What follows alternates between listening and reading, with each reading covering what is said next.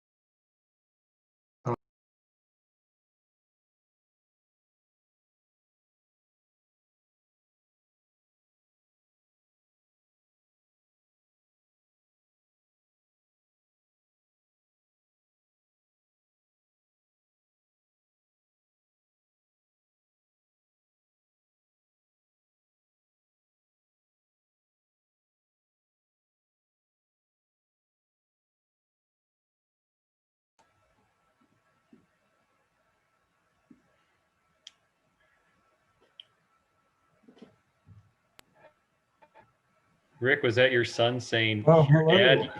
Is that your son saying, here, Dad, here's how you do it? You just have to push this button.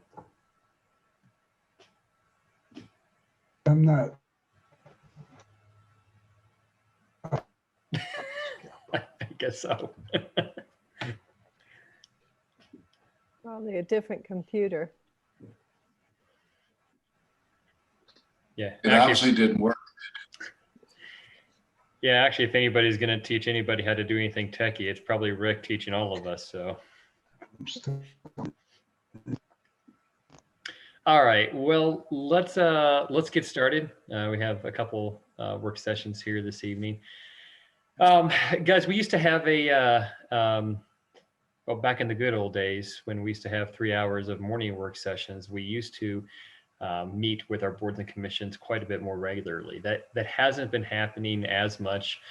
One, because it's just difficult to find the time not doing the morning sessions, and two, it's difficult with COVID to want to sit down at 2 o'clock in the afternoon and knock these things out, knowing we're probably going to 10 o'clock every other Thursday night. So I've been talking to Marco for probably 4 or 5 months about getting this group specifically together. I think ever since we had some momentum before COVID, coming from P&Z and Housing Commission. We had a couple joint meetings that I thought were really productive and helpful. And then, COVID killed a lot of that momentum. So I guess I'd like to turn this over to Marco, but I think at least for my goal for this work session is to really, I have heard that we really either need to give P&Z some direction on where we would like to see them go, or hear from them, and hear from them what are some things they would like to do, and either get kind of head nods or like, no, that's kind of a wrong direction. So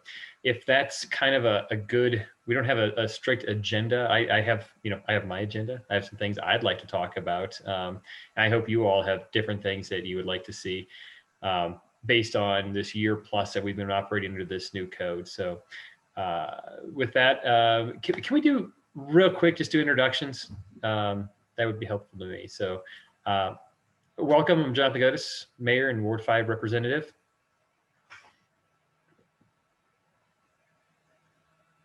Go ahead, you just anybody. Rick Hi, Voorhees. Whoops, sorry. Go ahead, Shelley. Shelley Cow, Mayor Pro Tem. Paula Stepp, Ward 4, southern side of the town.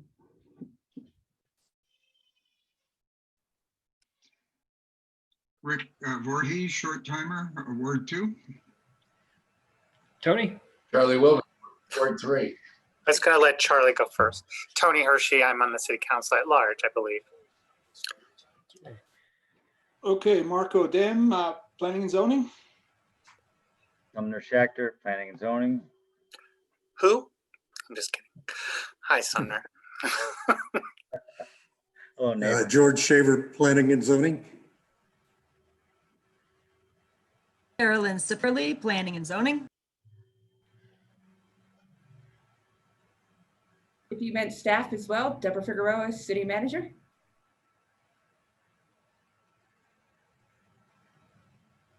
Carl Hanlon, city attorney. Jen, Okay. for the purpose of this conversation, I'm the community development director.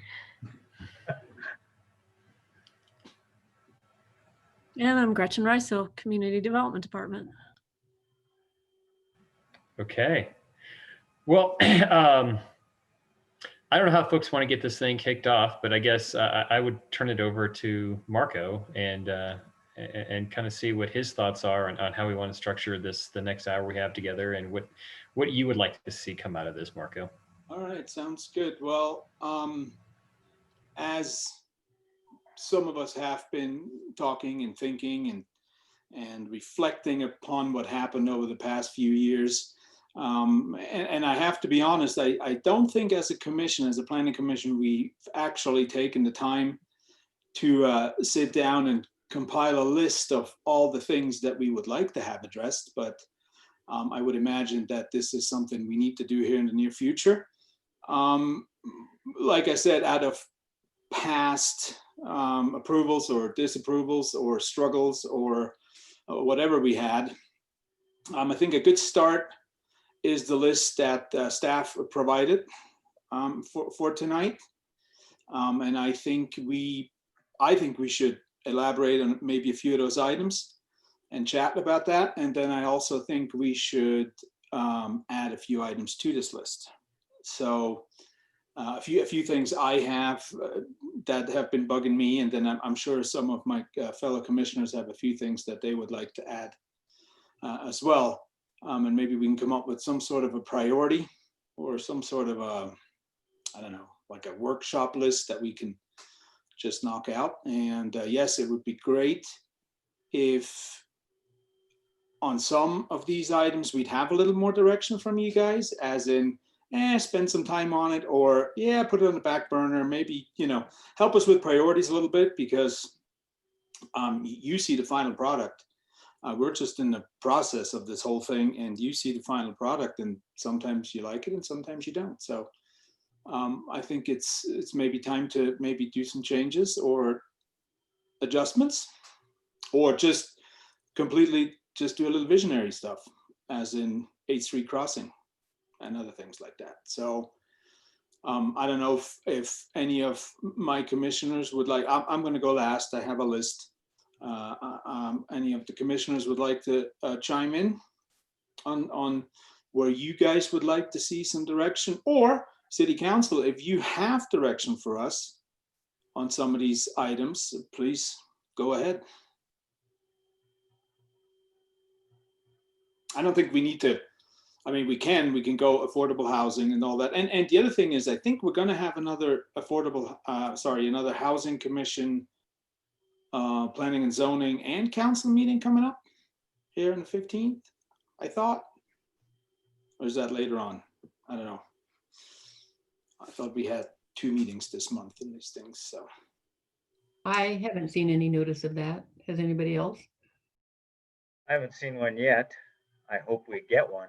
Or did we do a doodle for it and it hasn't been confirmed yet? Is that it? I think so. Okay, that's where it's at. Yeah, we've been doing a lot of planning and zoning lately, so it all kind of flows together. But anyway, I mean, we can go down the list and talk about affordable housing. What do we have? We have an hour, so maybe 10, 15 minutes, 10 minutes each item, and then maybe put down the wish list of some items we should add so we can discuss those. And Sumner, sorry to put you on the spot, but do you have anything for the housing?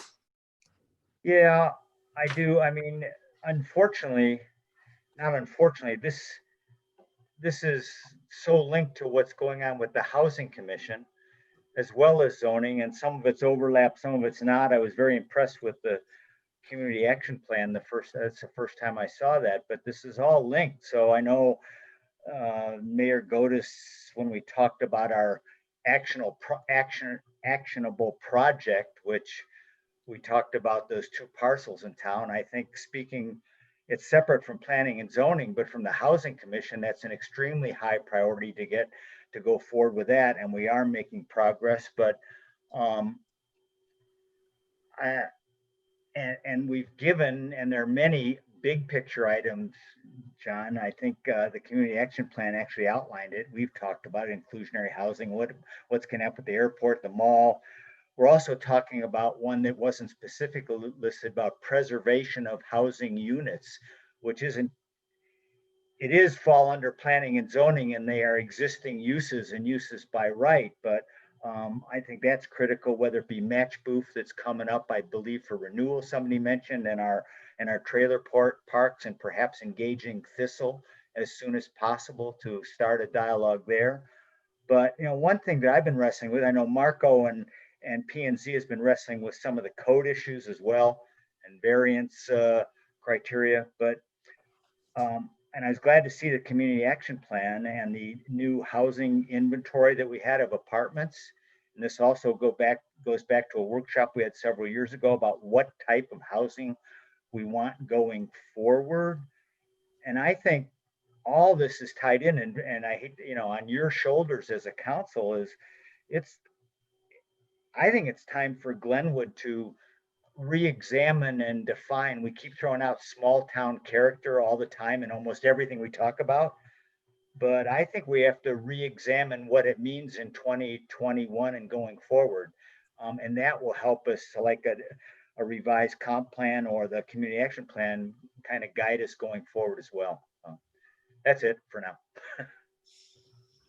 Sounds good. Well, Sumner, now that you mentioned those 2 parcels and all that kind of thing, do you think, and this is maybe a start with the Planning and Zoning Commission, but do you think we should maybe look at single family zoning to see if it's worth looking at changing things around?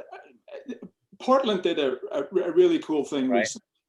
And I was wondering if this is worth a discussion, where we allow 1 ADU right now, but what if we allowed a second one at affordable housing? Well, I know we've had a discussion about that, and I think there's some great ideas. But again, I worry a little bit about, to me, that's a little bit about going bottom up. And I think before we proceed with that, which I happen to think may be a good idea, I think we need, particularly from council, a little bit, and from the community, some more top-down guidance. What do we want? How much housing can Glenwood have, and where does that fit into small town character, and how much density, and who is this housing for, rather than to do too many bottom-up solutions. Well, we've got a few units here, and yeah, we've added some ADUs there, and make sure it fits into a broader plan. That I'm not opposed to that, Marco, but make it a component for some bigger guidance. Make it a component of our housing discussion. And perhaps a revised or updated or new look at what do we want the town, what direction we want the town to go in, say, for the next decade or so. Because I have to be honest, I was impressed when I saw this Portland abandoning single family zoning and allowing up to 4 units. I thought that was, the way they did it was amazing to me. Now, I'm not saying we're Portland or anything, but for a town that's running out of room, maybe that's something that could be a component of a larger larger project. Okay. And the question would be where, and is it everywhere or in certain areas? Right. But Well, yeah. those are details that we could iron out, not a problem. I mean, I've spoken about this before, about just eliminating single family residential designation in the town completely. And whether that means fourplex or whatever that means, I don't know. And if some areas or HOAs are exempt, I mean, that's a legal question probably, but I don't know. I mean, we talked about, I think, Sumner, you kind of hit it, I think, an important thing earlier when you said small town character, because that I've heard in my short time on council that phrase used to bludgeon an idea and to promote an idea, and it's the same idea. And I think it means something different to everybody. And so if you say, you know, I think with Minneapolis and Portland, actually, I think it's the entire state of Oregon, I believe, on the single family. I could be wrong, but the idea, I mean, there's a lot of racial redlining and things that are fraught with single family designation throughout the history of this country, obviously. But when you talk about, you know, does my neighborhood, does my community change if a fourplex goes up next to me? I might feel like it does, but there's 77 houses in Park West. And if they all turn into fourplexes, yeah, the neighborhood has changed. If a dozen turn into fourplexes, probably not. I don't know, but I think these, at least this is my opinion, and I'd be very interested to hear from the rest of council, but you know, when you're looking for top down or bottom up solutions, you know, and I think I've said this to you before, or said this to in a housing P&Z meeting, is throw these ideas. You know, I want to give you guys as much room to run. I want you to do something crazy, like say, we should eliminate single family homes and allow eightplexes on any single family lot that, as long as we can avoid, you know, have 5 feet of setback, and maybe not even then.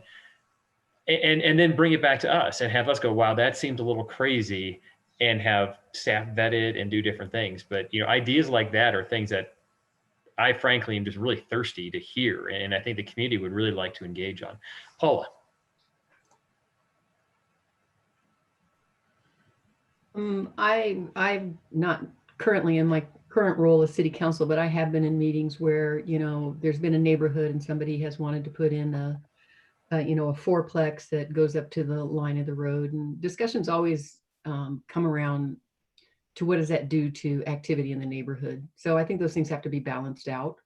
You know, last week, 2 weeks ago, we talked about transportation and what RAFTA is doing with us with the MOVE program. And there was some discussion about, you know, what do we want with buses? And then 3 or 4 council meetings before that, we approve high density developments that are, you know, 1 bedroom, or even one development we approved was 1 bedroom or studios only, and all based on the premise of, you know, people can get to buses. I think we have to weigh this stuff out. It's great to just throw it on the table and say, this is a big picture that we want to do, but we really have to balance out what that means, not just in housing and in density, but, you know, what are we looking at as a bigger picture, which is what I really appreciated what Sumner said is, what's the big picture? You know, what do we want?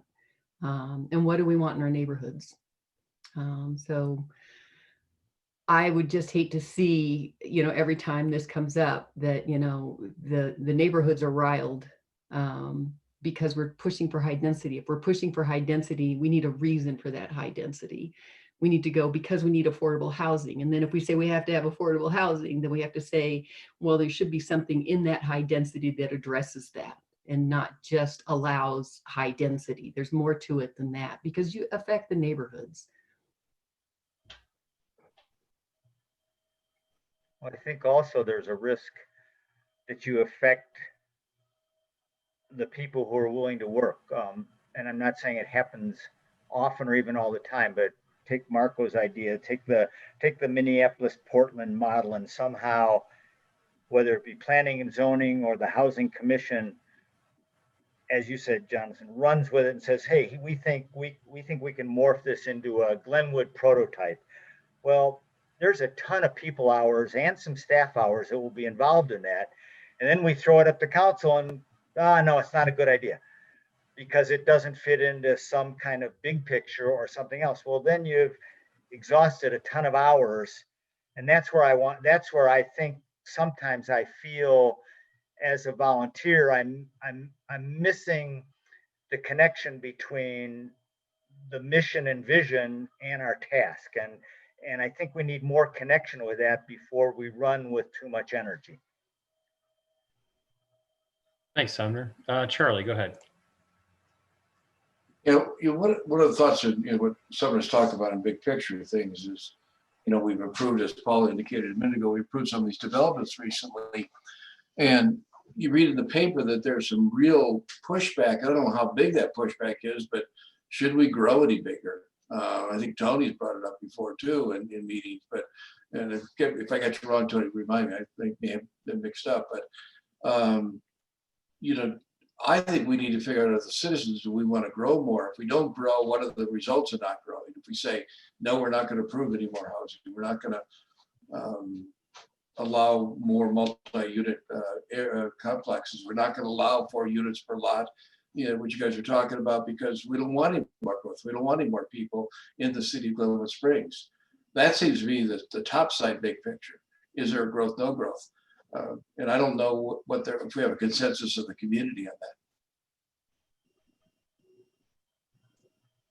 Well, and I think, Charlie, there's a middle ground. What kind of, whether than no growth or growth, what kind of growth? And again, we don't know. Yeah. We don't have that You're answer, right. I don't think. Great questions. I think you're right. And I'll just jump in. The comp plan, I believe, does talk about this, and I don't know. I don't know. Honestly, I don't know the comp plan front to back. But people like Jen do. Jen, can you address that? Well, I think one of the items that we put on your conversation list for possible topics is the comprehensive plan, which is that big picture vision for where the city wants to go, and it's intended to kind of guide the land use. And maybe Marco can talk a little bit, or any of the planning commissioners can talk a little bit more about how that fits into the planning discussion. But our comprehensive plan is on the older side. Generally, you would want to update it every 10 years. And we did have a kind of a technical update in 2014, but it's essentially was approved in 2011. So we have put in the budget a request for dollars to fund a portion of a comprehensive plan, and would hopefully see if we can get a grant from Department of Local Affairs or other granting agencies to do that comprehensive plan. But some of the conversations that you're having would be, what kind of growth do you want? Where do you want certain kinds of growth to happen? Some of those conversations might be set forth in that comprehensive plan update. Thanks, Jen. I appreciate that. That's maybe the big picture thing that we might need to have a conversation on, Sumner, because that comp plan, I believe, is from 2011, so it might serve us well. I'm Tony. I'm not sure we can jump in the comp plan until we discuss some of the nitty gritty that should go in there. Well, starting with the affordable process. housing and starting with, A Street crossing and all these specific areas of town. I think that needs to be discussed first before we should jump into the comprehensive plan. Well, and I would respectfully disagree a little, because that the comp plan, and we use it in planning zoning all the time. That's one of the criteria, is that in almost anything can be found to conform with the comp plan one way or another, whether we agree or not. But and the comp plan, it took massive amounts of work and people hours. You don't want to start from scratch, but one of the steps would be to go through the comp plan now in 2020, 2021, looking forward for a decade, and say, okay, what are the areas of the comp plan that we don't need to address at all? They still apply. That'll throw out a lot of work, but there's several of them, like inclusionary housing or the confluence, which are all, and the airport, are all in our existing comp plan. Which ones need transportation, which ones need to be looked at because we can't operate under the former premises. Things have changed too much. And that would allow us to revise the big picture and then proceed with some of those projects, I think, Marco, that we're thinking about and get them to dovetail, hopefully. I mean, it's still a lot of work, but it's not like writing a comp plan from scratch. I'm thinking this goes hand in hand. Yeah. I really do. I think the marijuana will fit in there. Actually, most of our list will fit right in there. And then probably another few items that we have, so. Tony, sorry to interrupt. I just want to try to keep it moving, get everybody to be recognized. Tony and then Rick. Thank you, Jonathan. Charlie is correct, Sumner and Marco, that I am very skeptical of more growth, and maybe I think the community is with me. And one of the reasons, Sumner, that I'd like you to address is you complain, and rightfully so, about traffic and lack of infrastructure and too much traffic. Every time you add more housing, you bring more people, and you can pretend all you want that they're going to have one car, and hopefully that's all, but they're going to have at least one, and they're going to have two. Sorry, my alarm tells me it's time for my meeting. And but we're going to continue to have more traffic issues, and we have to put more strains on our infrastructure. I mean, if you change Glenwood Springs and you build all this infill and you change single family neighborhoods, then it's not Glenwood Springs anymore. Maybe it's Highlands Ranch, maybe it's Portland, maybe it's Los Angeles, but it's not Glenwood. And that's why the people are here. And we're going to have an election in April, and I imagine this will be one of the issues, and maybe we're going to have some changes in May or June. So I appreciate, Sumner, that this is frustrating, because you come with these plans and then the council goes, no, thank you, after you've done all this work. But I'd ask you to respond just briefly to those concerns. Thank you. Well, I think I'm not in disagreement, Tony. I think, to me, the important question that we ask council and the community to answer by whatever means, whether it be by election, which isn't always the best way, or by a revised comp plan or city meetings, is what, and that's what I'm talking about, what's the vision given our extreme geological constraints, and given this desire for whatever small town character is, whether we're looking ahead or back. I think the legitimate question is, how much can Glenwood support? And that, to me, is a valid question. I'm not saying put up more apartments or put up more density or shut the door. I'm saying let's get that question answered, and then we'll know. Yeah.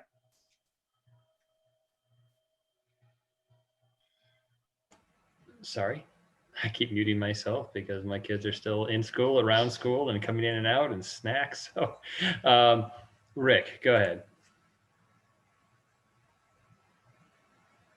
Muted. Oh, Rick, you're muted, buddy. Yeah, I mean, I couldn't agree more. It seems like there has to be some sort of defining lens that you bring into this whole discussion. And the big one is, of course, do you want to grow? And if you do want to grow, how do you want to grow? Or do you not want to grow? And I think it's, if I was still on the council, what I would do with a comprehensive plan is I would have this discussion among the present company and whomever else. But I would say what has worked, what's been clear, and what hasn't been clear. And it seems like there's an awful lot of satisfice language within that plan. I mean, there's enough in there, that has some hooks in it, but there's also enough to kind of make people walk away and feel good that, this decision process that would emanate from this is still malleable. So I don't know that you could get one document that would necessarily be the next comprehensive plan, but you could pull out certain things that you believe are working, and then those things that you believe aren't working, and then have that community discussion. And I'm struck also by what Sumner said, is that all of this stuff is interrelated. Economic development is interrelated to the cost of housing. The cost of housing is related to density. Density is related to whether or not anybody who works in the service industry could ever hope to own a home in Glenwood Springs. It seems like the other big issue is an aging sort of country estate person within Glenwood Springs who probably won't be having their homes over the next 20 years. What happens at that point? Is it the intergenerational transfer of wealth? Do we continue with, if you prohibit things from happening, that drives prices way up? And so I think all of those elements are something that you would want to discuss, but I wouldn't start out with a word salad. I would think that you would want to look pretty heavily at what's working now, where are the gaps, and what do we need to fill, and what are we going to be willing to stake ourselves to, because that's the whole business of decision making. So, thank you. Thanks, Rick. May I quick, Mayor? Yeah, please. Just real quick, and I don't disagree with any of you. I agree with whatever has been said. To me, it was just, I think we should start from the bottom, because unless we look at all the options that could be potentially out there that we could follow or create a hybrid or tweak to where we want to go with this, I couldn't sit down right now and say, comp plan, great, I want 2,000 more people. I can't tell you that until I go into the details and say, well, where would we house those? Maybe we should look at the zoning first and see if ADUs are more apartment. That's what I'm saying is, let's start with the details and then come up with a summary, i.e. comp plan. That was my entire approach here. Thanks, Marco. Carolyn. Thanks. I did have a refresher of the comp plan last night, and I gotta say it's still a fairly valid document. A few bits are outdated, but with our discussions here, I think we can sort of target specific areas of that plan and see what's working. We did outline some goals in there that we haven't really achieved, namely with infill housing in the downtown. Encouraging more ADUs and, for example, building another story on top of some of the historic Grand Avenue buildings so that the Main Street kind of character would be preserved. In some of our recent P&Z conversations, it has become really clear that we're short of housing for certain types of people, specifically seniors. There's a lot of folks looking for single floor accessible housing, which would of course also be good for people who are disabled. So I saw in that comp plan that it was a goal to be more inclusive. So I would like to, if we do try and promote some more high density construction, new construction, I would like to see some sort of incentivization for making accessible housing or targeting housing for seniors. And along a similar line, I think that we now have an opportunity and kind of a burden to try and address some of our homeless residents. I mean, these are residents of our town. We tend to ignore them, and perhaps we can find a little piece of land so that they could also feel more included and represented, and just, some just trash, water, services like that. So that kind of ties into the inclusiveness of housing. I'm not sure about what you mentioned, the match booth and Thistle and the trailer park. I'm not sure what's going on with that, but I do realize we're sort of short on time here. But having worked in Aspen, I know that they really incentivize homeowners with waiving of fees if they deed restrict something or for preservation. So I think that might be something we look at, is how to incentivize people to do thoughtful downtown infill and also incentivize them to deed restrict to make more affordable rentals and homes for sale. Thanks. Thanks, Carolyn. Shelley and then Ingrid. Okay, thanks. I don't have a lot to add, but I will add just a little bit here.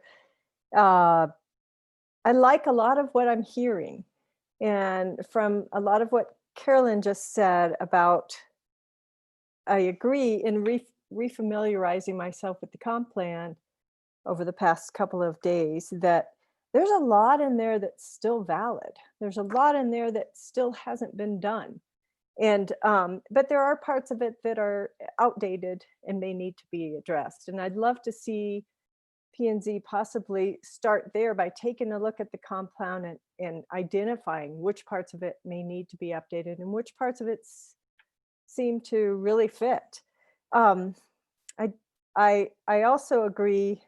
I'd like to see us keep working along those lines of the comp plan, things that haven't been done, and start from some of that ground up that Marco's mentioning, and work on, revising some of our codes to meet some of those values and goals, and I don't know how we get more senior housing in, but that's something that I hear from residents and constituents. There's a lot of seniors in our community that would love to downsize, and there's no place to go. They'd like to get into a smaller home where they can age in place. So how we get things like that would be great. We also, as we all know, we need the workforce housing. People want to be able to live here and work here, and it's a great place to live. I don't know how you stop growth or how you put a limit on it. Any place I've ever seen that done, it just means that prices go up astronomically, and you still can't control the impacts of growth, because there will be growth all around us. So we will still have the traffic because we're at the intersection of I-70 and Highway 82. We will still have tourists coming in because that was a large focus of a previous council.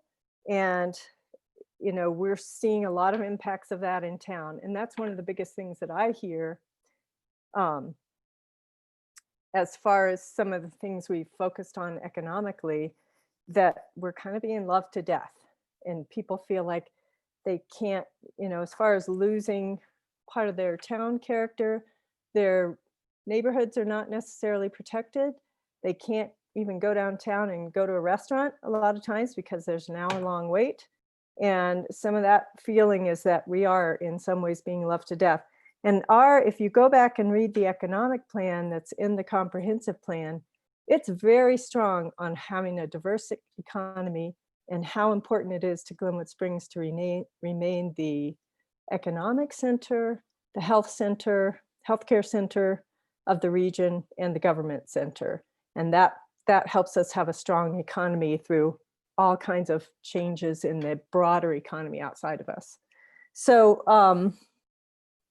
as far as housing, I'd love to see this commission, or see all of us work on familiarizing with the parts of the comp plan that are still valid, and work towards getting some of those done, and actually make some advancement towards workforce housing, make some advancements towards senior housing.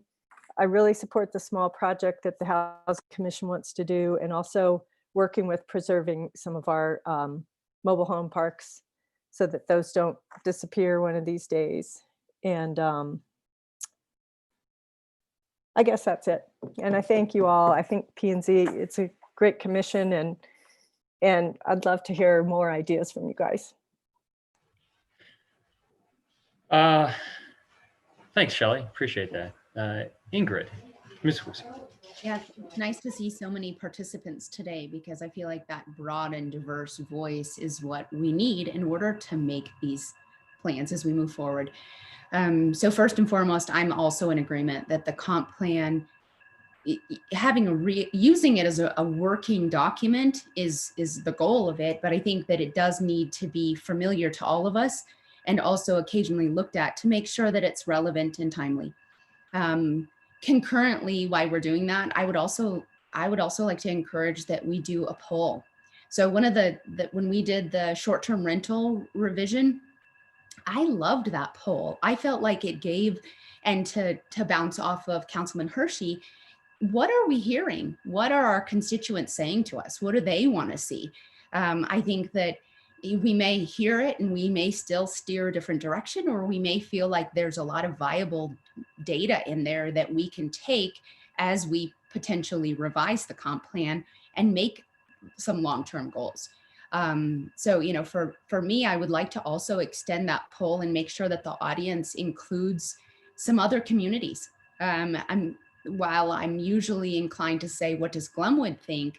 there's a lot of people in Newcastle who say, I would love to live in Glenwood if the opportunity presented itself.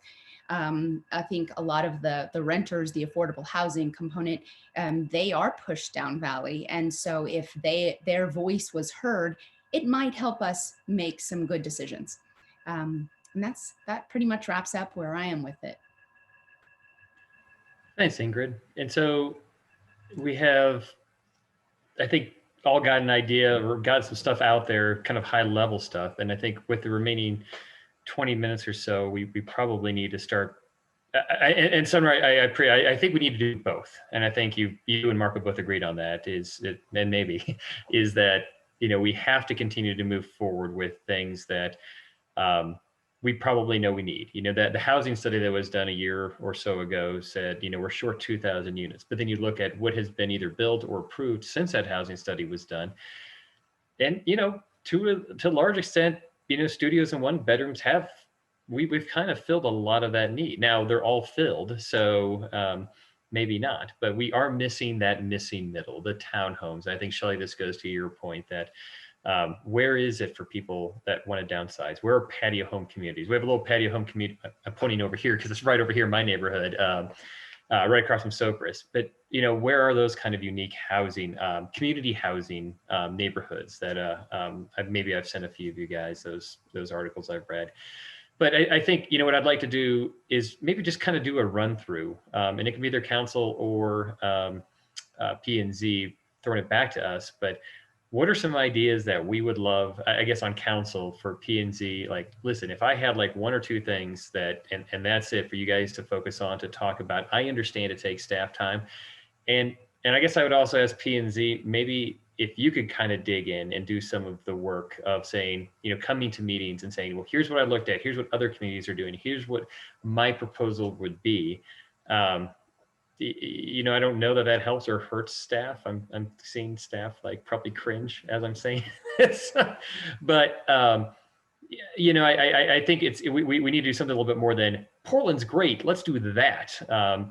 But really maybe something of how that would look. So I guess I'll just lead it off. You know, one of the things that's bothered me for a couple of years is our rental, the developer can designate some rental units into workforce housing and get a waiver on the impact fees. And I don't know, you know, whether it's 100% or 80% of AMI and all the details on that. But one thing that's always struck me is potentially a way to game the system. It's almost like a low interest loan. And I'm sure that it's not as simple as I'm making it out to be, but the problem is you designate 100% AMI right now and you can get all these fees waived. And then in a couple of years, rent prices increase to a certain extent because of outside factors. And now all of a sudden it's a lot more advantage to get out of the program. And all you have to do is pay back those fees and maybe a little bit of interest. And I guess my suggestion would be, if people are going to enter into that and want to break on those impact fees and development fees that we charge the developers,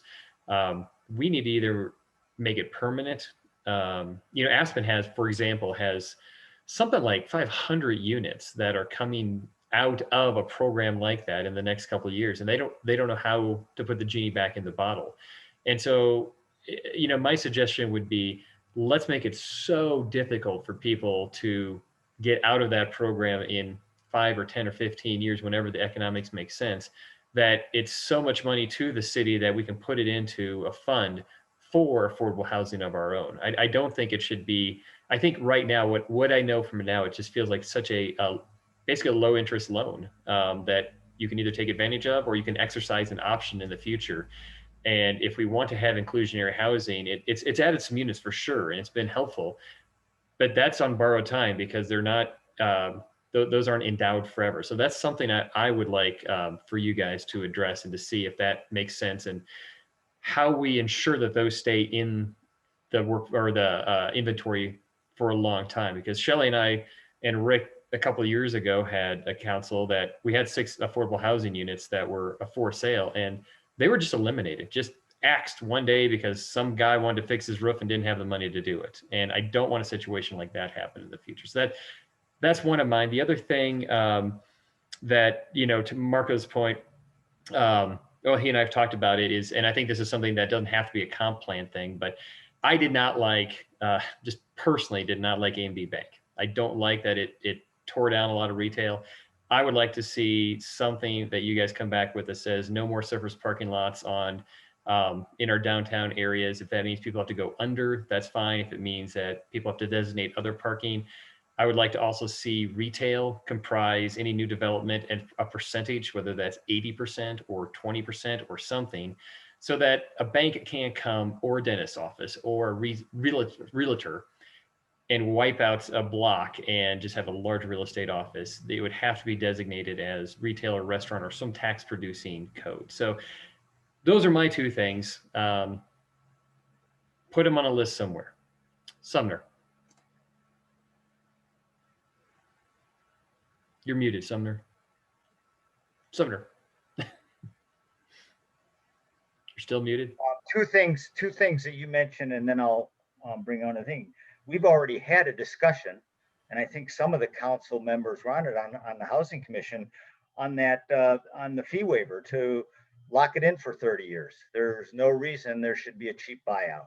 Now, I don't know about the legal constraints, but that's already been a discussion that should go up to council. With the A&B Bank, I'm not going to apologize. Planning and zoning was not particularly, I mean, it was a use by right. We were pretty much legally hamstrung, but we did mention to the developer, say, hey, given the fact that walk-in banking seems to be a fading industry with online banking, why not put your banking on the second floor and leave retail on the first floor, which was, perfunctorily rejected because that doesn't fit their old banking model, but it did come up. And now in that case, there was no enforcement ability. But what I was going to say, because we don't have much time, and I think this is credit to the staff, this was the first time I've seen the community action plan. And to me, it looks like segments of that are just what many people are asking for today in a way to guide us. There's a housing section, there's an economic section, but it looks like staff and some of the community, to the credit staff, have already done the homework for our next step, perhaps to zero in on those segments that are actionable. For example, P&Z and housing, focus on the housing. Somebody else focus on the economic part. There's a transportation part. It's an awesome, in my opinion, an awesome document to kind of bridge action and the comp plan. So thank you. I'm going to direct it toward Jen and staff, but thank you. Thanks, Sumner. And A&B, that was not a criticism at all. And no. It's just, let's not have it happen again. How do we make that happen? And I think that starts with you guys having that conversation. So Charlie and then Paula. Yeah, I'll go through kind of the 5 things that are on this list. And I know being on a board and commission in the past, not having direction from council makes it difficult. In the affordable housing, I definitely think we have to find a way to provide housing for the workforce. And I would like to see not just rental housing, but also affordable purchase housing for the workforce. So if they want to get in the market, they can. I hear there's changing dynamics with younger people that they may not want to get into the purchase and the ownership model, but I don't know that other than what I read. Marijuana regulations, I guess my thought is, again, these are all individuals' thoughts, is I represented lots of liquor stores in my history as an attorney, and I always felt that supply and demand will control the number of outlets on one hand. On the other hand, I prefer not to have any more outlets in the downtown core. I think we have to try to sustain some kind of a retail base in the downtown core. That may tie into what Sumner said. There's some way we can develop a set of regulations for the downtown core, which is not only our historic downtown, but also hopefully in the future, the 6th Street development in that area, in order to try to enhance the opportunity for people who want to try to open up a store to be successful. The reality of water needs. I mean, we've always had great water rights. Hey, don't worry about it, we're great. But we learned real quickly this summer that isn't exactly what we have. And I do think that's a factor we have to look at. And particularly if you look at the comp plan, what is our ability to deliver potable, good quality water to our citizens? Sorry, the screen just went off. 8th Street crossing, I think we have to really look at, is that a place where we want to put, housing component. And when you get into affordable housing, one of the things I forgot to mention is, could the city help that by contributing land that it has to make affordable housing units?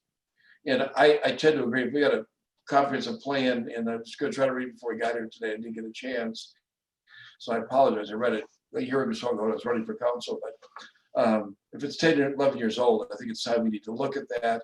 I just participated in a bunch of meetings with the CML district, and almost every municipality is in some fashion right now working on their comprehensive plans. I don't know if it just happens to be the time of the season for that, or they have time to do it, but it seems to be the thing that's going on right now. So I would encourage that, and I don't know if we give other input, but certainly feel free to anytime to call me and ask me my personal view. I'm happy to give you that view. Thank you. Thanks, Charlie. Paul and then Shelley. Probably the first thing that I would really like to see is put into place those quarterly meetings with housing. A lot of our P&Z commissioners overlap into our housing, so I don't think it'd be that difficult. But if we really want to move forward on some of this stuff, we need to speak more often. And P&Z is independent from the council in some degree compared to other boards and commission, and we need to have these conversations. So I'd love to see that happen.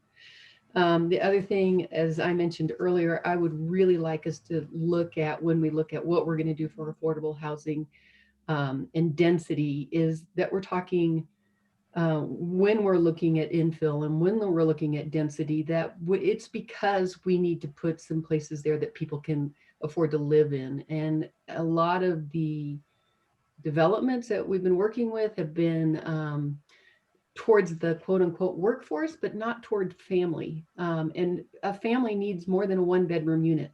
So we need to really kind of address that. I really agree with Shelley. We're going to have to look at, these places that are accessible for seniors and that type of stuff. But families are the key to our future. And if our families aren't living here in town and growing with the town, then 20 years down the road, it's not going to make that much difference. So I think that's really important to start thinking about. And I'd love to see us reverse the reversal on deed restriction. I really think we need opportunities that people can afford to live here, and that's one of our first steps. And it's kind of sad to understand that that was not part of it. And the last thing I just really want to point out, because I went shopping today and I had to run to Office Depot, and when I got there, realized it was closing. And whatever we do for our future, if we do not start focusing on what we can do for economic development in this town, we're really going to be losing ground rapidly on supporting everything that we do in this city, because it's American Furniture, it's Safeway, it's a mall that has 90% empty, it's now Office Depot. We're losing all these big businesses and we're not putting anything in place to replace them, and we can't afford to do this any longer. So I don't know how we tie this in to what we're doing as we move forward with P&Z and development and that type of thing. Thanks, Paula. That makes all the sense in the world. Deborah. I just wanted to remind everyone that I did steal the planner that was in charge of affordable housing selfishly for public information. I have promised her she will be one of the very first positions we reinstate when we can reinstate a position. But just as you're having these conversations, please bear in mind, I took the one person that we trained to do affordable housing because we desperately needed her to do public information during COVID. That's all. That is always a good reminder. And Deborah, thank you for always letting us know what the constraints are, because our ideas are limitless. Shelley, go ahead. Thanks, Deborah. Yes, and I hope we can get Hannah back as soon as possible on that. It's a good point, Paula, that you brought up with some of the large commercial spaces that we have sitting empty. And I would put that question out to P&Z. Is this a trend nationally? We know it's a trend with malls, and a lot of malls have been revamped and repurposed over in many different places. And we're working on that with the Urban Renewal Authority, but unfortunately the rug got kind of pulled out on that, but hopefully another opportunity will come along. But if there is a use for some of these large warehouse buildings and possibly to fill a housing need or some other need that we value in the community, I'd love to hear thoughts on that. Otherwise, I'm in support of what Jonathan brought up about the downtown.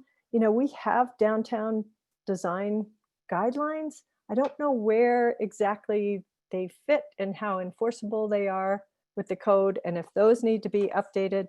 But I also had some issues with the American National Bank, and one of the biggest ones I had was that there were some parts of the code, and maybe it was in the design guidelines, that say that the entrance of the building has to face Grand Avenue or the main, and their initial building that came in was obviously not that. They had a parking lot, and their whole facade and entrance of the building faced that parking lot, and they were somehow able to get approval by allowing a little sidewalk off of Grand that went into the vestibule, the entrance vestibule that faced the parking lot. And, you know, I don't know if that's just something we need to tighten up in the code, but those are the kind of regulations I'd look at. We all know what the intent is there. What kind of teeth do we need it in the code to make sure that actually gets designed that way and developed that way? Because we should be able to control how things get developed in the downtown to a certain extent. And I think that's worth doing. So that's it. Thanks. Shelley, just quick comment on the downtown design standards. I think they're still there. I haven't looked at them in a couple of years, but they're still there. But they would not do the type of thing as saying you have to have retail on the first floor and non-retail on the second floor. That's something we'd have to actually change zoning codes and do things like that. And again, there may be limits to what we can do legally, but that's a different issue than the actual design standards. I agree we need to enforce what we have, and they're pretty good standards as I recall them. So okay, well, and also getting mixed use with housing on top if we can, and allowing that extra story. Again, it's in the comp plan, but I haven't really seen it done yet.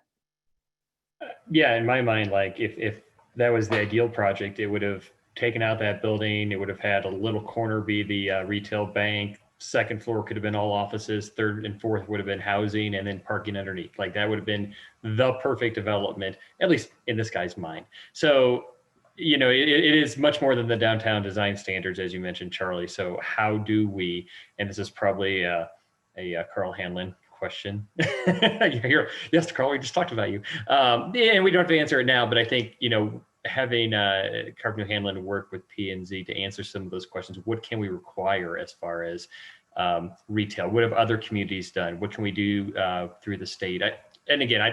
We have like 4 minutes, so we don't need to answer that right now. But you can. What I was going to say though is I think there's a lot of possibilities, and we can help find those solutions.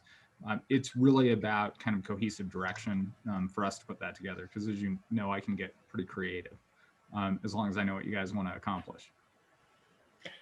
And I think I would look back to P&Z to, you know, my direction would be like, none of us probably liked, you know, A and B and what happened there. So my idea is what it should be doesn't matter more than your guys's. So I would love for that conversation to start at P&Z with, you know, with you, Carl, I guess. Marco. Not much additionally, just I'm echoing everything I hear. And A and B, Jonathan, you described the perfect building. I was hoping for that, but it didn't happen. And when you sit there and you have to make a decision, but you don't really favor what you see, but they have a use by right, it's really tough.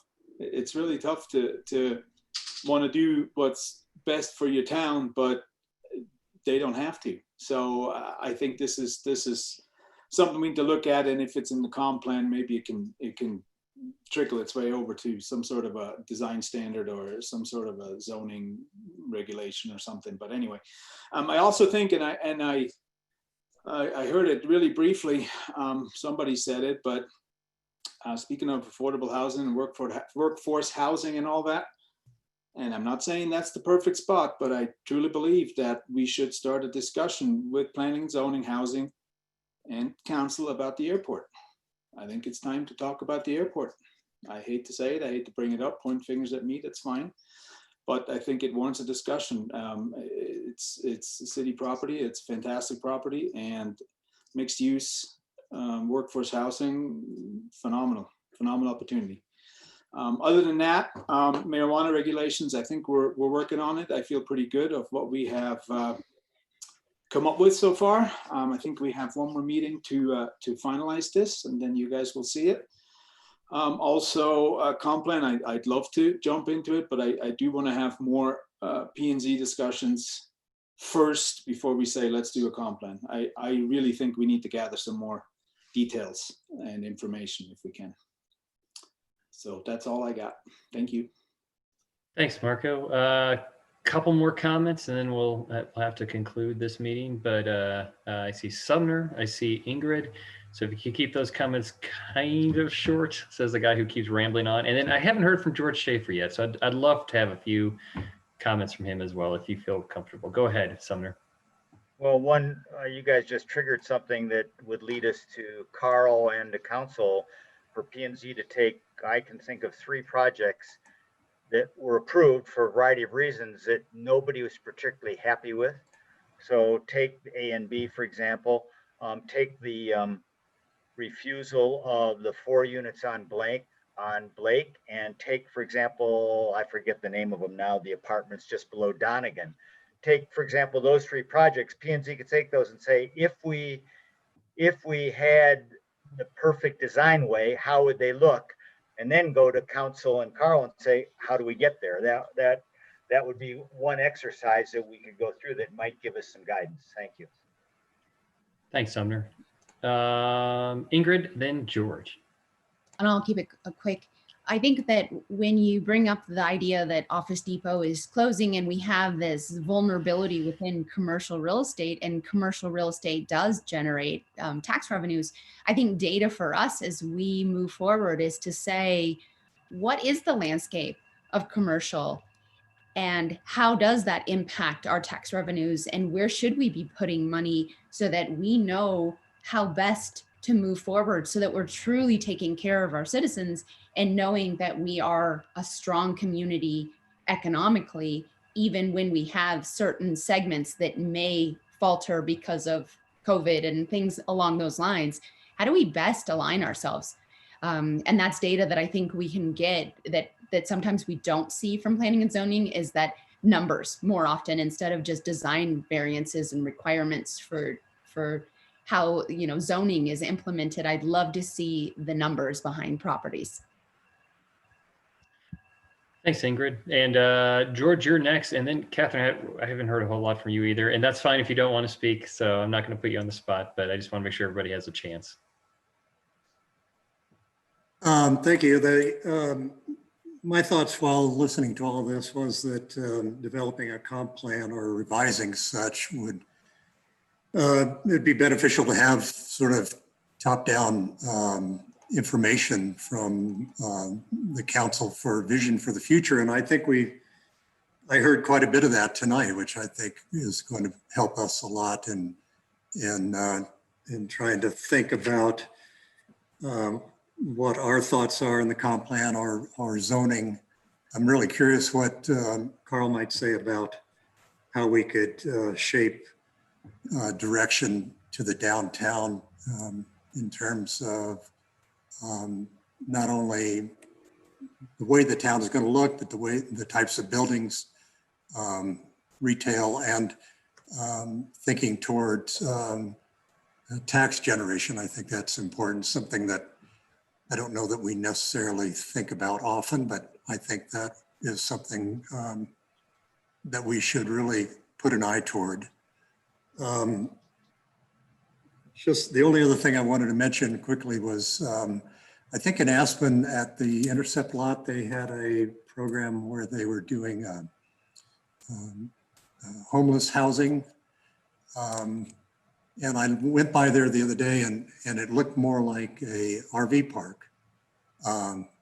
But I don't know if anybody knows anything about that and if that's something we could look at in Glenwood.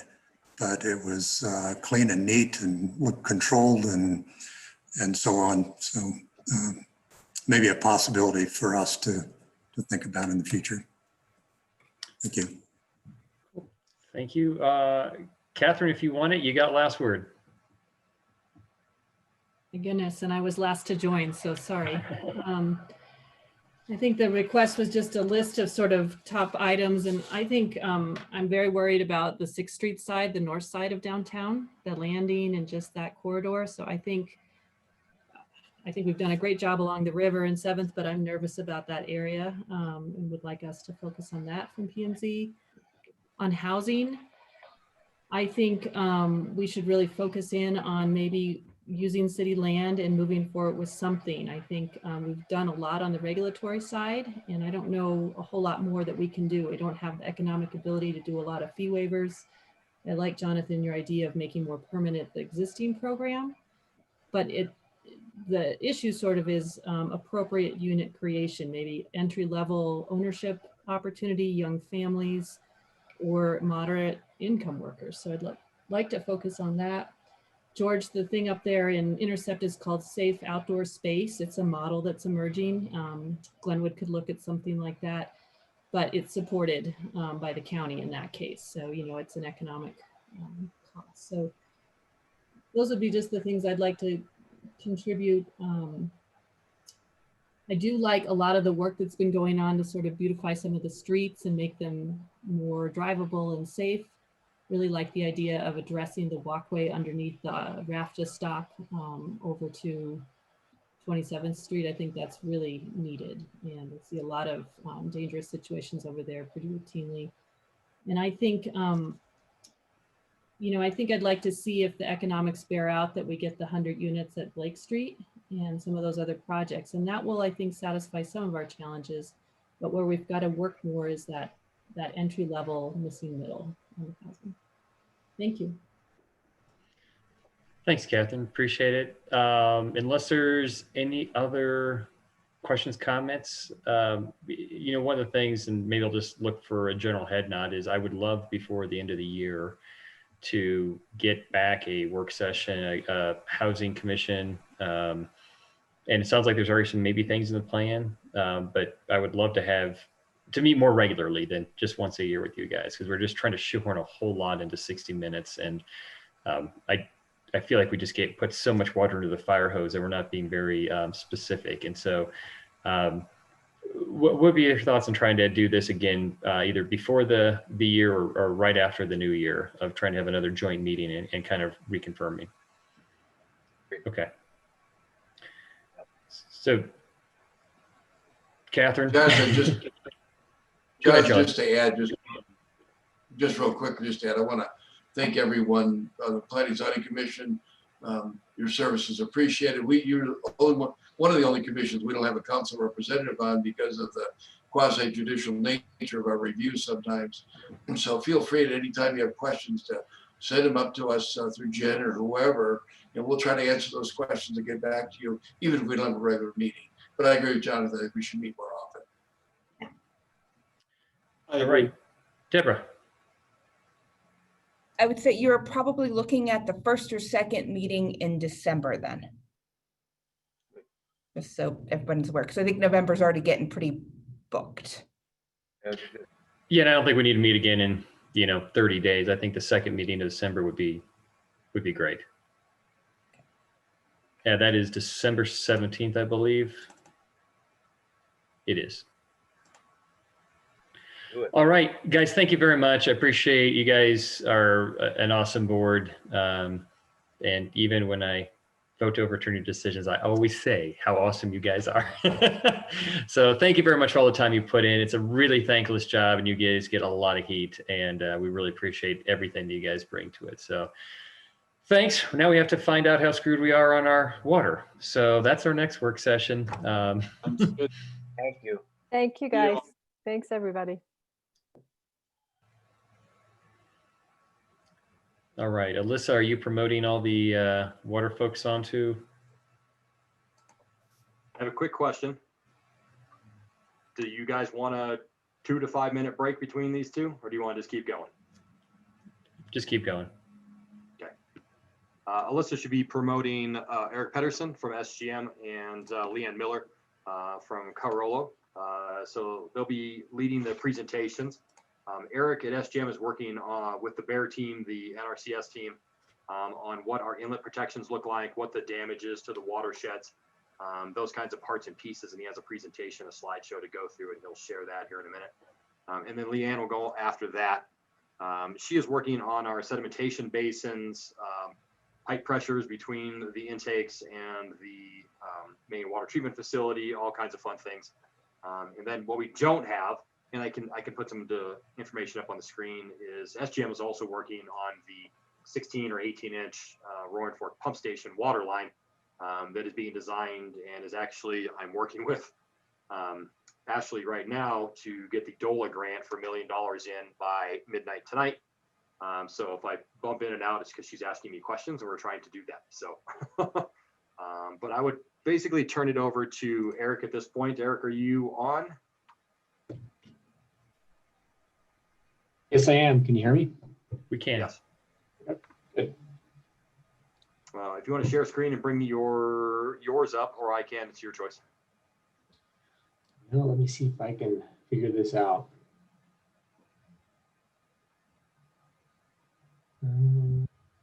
Share screen.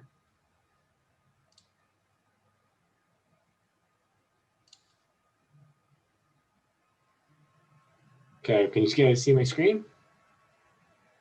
Yes. Okay. Okay, so what we've been doing is we did some preliminary reviews of the burn area in the Grizzly Creek drainage, as well as in the no-name drainage. And what I'm going to do real quick is just kind of give you a little bit of background on the Grizzly Creek. I'm not going to go into a bunch of detail on this. And if you have any questions, just feel free to interrupt at any time. So in Grizzly Creek, fortunately, I do have good news for you. Less than 3% of the basin above the diversion burned. The lower portion of Grizzly Creek did see a lot of high severity wildfire. And in those high severity areas, that's where you're going to see the hydrophobic soils and the pretty high runoff events. So the lower portion of Grizzly Creek, unfortunately, the trail is going to get probably wiped out quite a bit next summer. But fortunately for the water supply, the diversion structure is high enough in the basin that a lot of the fire did not get up there. So only 2.9%, or about 614 acres, were within the burn boundary. Most of that area that burned was low and moderate fire severity. And in those type of areas, you don't see a lot of those hydrophobic soils. So the risk of a major debris flow type event impacting that diversion, I believe, is pretty low. Let's see, the pipeline below the diversion structure was, there wasn't any fire immediately above the pipeline. And so we're not expecting to see any kind of debris flows or anything like that impacting that pipeline either. Got really lucky because the basin right below the pipeline, just down creek, did really burn hot. And if that pipeline extended another 20 feet, it would have been in pretty serious danger. So if you can see my screen there, that's a drone imagery of the actual diversion location. Aspen and Glenwood fire departments had the drone up there. So you can see fire got pretty close to some of it, but it's actually in pretty good shape. So in summary, we're recommending just some pretty minor things to kind of shore up the area around the diversion structure. Putting in some concrete to shore up some of the loose soils that are around that diversion. Some minor things are on the infrastructure in case there is a pretty big thunderstorm. We do get some mud and some small rocks impacting that site. think that trying to get that pushed through this fall and this winter would be best, because once the snow and ice starts building up there, it's going to be really tough to get anything done. And then, you know, you come out of that and you're coming right into the spring runoff season. So I think getting up there and getting that going pretty quick is going to be pretty important. See, on that photo down there in the corner, that's actually lower down in the canyon where there is a lot of pretty high severity wildfire impacts. So Grizzly Creek is looking pretty good. And so now I'm gonna move on to No Name. Can I bump in here for a sec, Eric? Pardon me? Can I bump in just for a sec? Absolutely. Just real quick for council, we had a conversation about this today with Eric and Leanne and the whole entire team, and what we, more detail on what those kind of suggestions were. And we're actually meeting Skype wise, but with a local contractor tomorrow to see if we can actually get those things done this year. So we are progressing with Eric's recommendations to do those this fall / early winter to get in there and get those remediation things done prior to spring runoff, because that will be our major test for if we do get any soils or erosion, any sediment coming down, is probably going to be spring runoff. But we are moving forward with that, just so you know, in a very rapid pace. Okay, so on the No Name. So No Name, there was definitely a little bit more fire behavior in No Name. A little less than 10% of the basin saw fire activity. A lot of it, again, was low and moderate severity burn, which again doesn't generally produce a lot of hydrophobic soils. So you're looking pretty good there. But up on the ridge top, that ridge line separating No Name from Grizzly Creek drainages did see a number of areas with higher severity fire activity. There was a lot of spot fires, a number of spot fires across the basin. So I think firefighters did a really, really good job of keeping No Name from really getting out of hand. So because of the amount of higher severity fire activity in that basin, I think the likelihood of a major debris flow, while not high, I'd say low to moderate at this time. We're still kind of calling this preliminary because we're still waiting on the Forest Service's formal bear report, and they have all the modeling, hydrological modeling that's been done. So based on what I think we're likely going to see is some ash mobilization and probably some mud events impacting the diversion structure. At this point, I'm not really anticipating like a 10, 15 foot wall of debris and logs and rocks the size of cars coming down, but we're definitely probably going to see some mud. And even if it's 3 feet deep, I mean, 3 feet deep of mud is pretty heavy, pretty powerful stuff. So we've recommended some things to mitigate that. I think that one of the most important things in there is just getting some more room around that diversion structure to allow that volume of mud and debris to kind of flow through the area so we're not backing it up. And then we're going to probably recommend some additional stabilization of those loose soils and those loose rocks so they don't get mobilized, so we don't lose a section of a wing wall. And then we're going to have to beef up the diversion structure to just withstand the impact of mud and rocks hitting it. Again, we're not anticipating a large event that's going to like wipe everything out right now. Hopefully the Forest Service's stuff confirms that, but that's what we're thinking right now.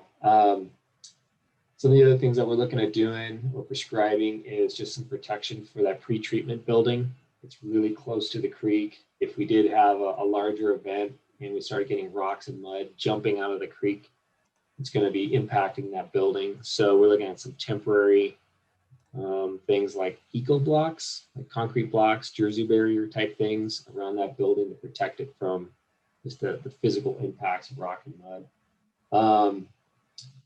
You probably have to remove a lot of the infrastructure that's on the concrete form that makes up the diversion. as we're going to need to kind of beef that up, make it a little bit taller so that the mud doesn't flow into the structure. We're going to have to get rid of the old diversion, the old wooden gate that kind of slides down in there.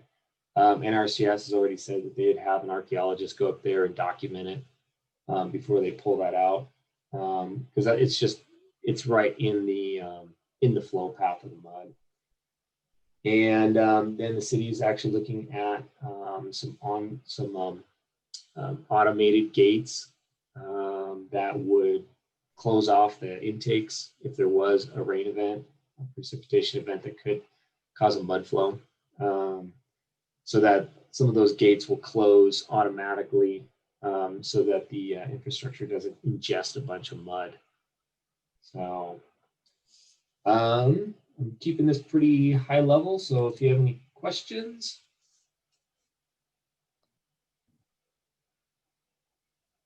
I don't see any hands. Oh, there we go. Paula, go ahead. Eric, on the no name possible ash and mud flow, are we taking into account any environmental risk of the content of that mud and ash? I remember in some previous meetings that there's some stuff in this mud and ash that comes down that we need to be aware of and be aware of toxicity. I get to punt that one to Leanne. She's the water quality expert. As soon as it enters the pipe, I can wash my hands of it.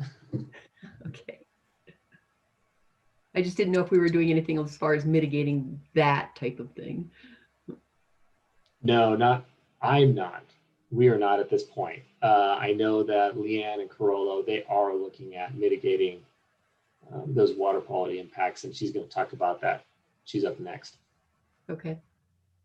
I think Leanne will go over those. And just so you know, on No Name, we're also going to get after It's as not many. live PD. It's very sad. So Rick Voorhees is.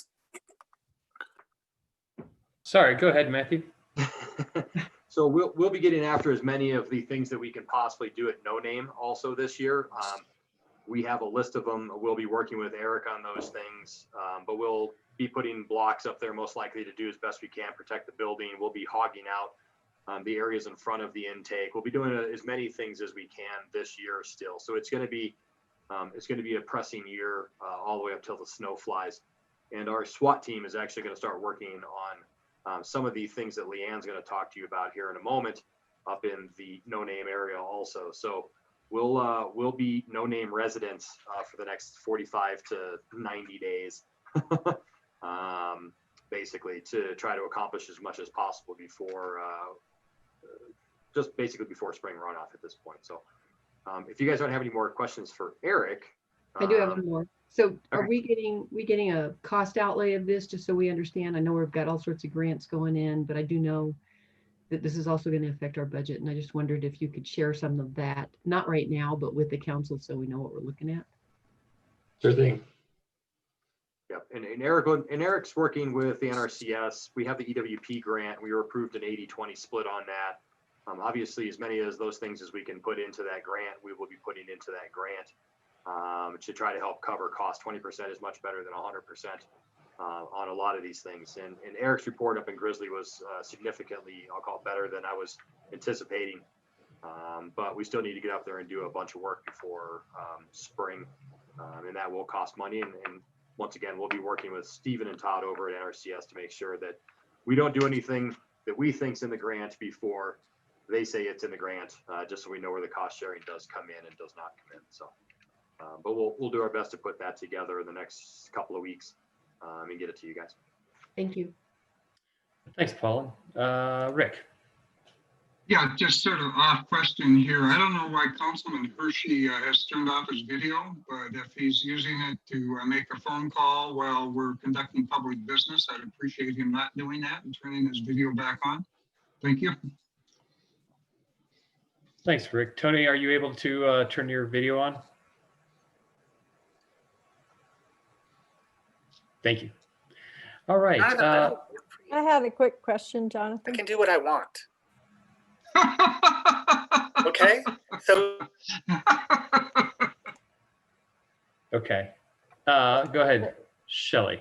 Okay, I just had a question for Eric and Matt. So this is, good news as far as the debris flow, but I'm just curious of what the change is. Is it based on a change of conditions, or are we talking about different event levels? Like, is this a debris flow based on just maybe an annual cycle of event, or are we looking at a 10-year storm, or what level of?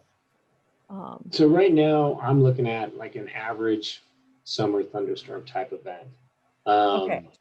If we have something like a 5-year, 10-year event, I'm going to have to defer and wait until the Forest Service produces their bear report, because they are modeling those events Okay. based on the acres and low, medium, and high severity. Unfortunately, if we have a 10-year event up there, it could be all bets are off. But okay, we're going to have to work with the city and find out, well, do we want to armor this, develop it to withstand a 10-year event? What's that going to cost? How long is that going to take? How much disruption to your water supply is that going to be to get that kind of infrastructure in there? So right now we're assuming like a, typical 1-year event thunderstorm. Typical thunderstorm. Okay, great. Yep. Thank you very much. Thanks, Shelley. Any other questions? Go ahead, Eric. I think that's all I have. Okay. Then go on to Leanne.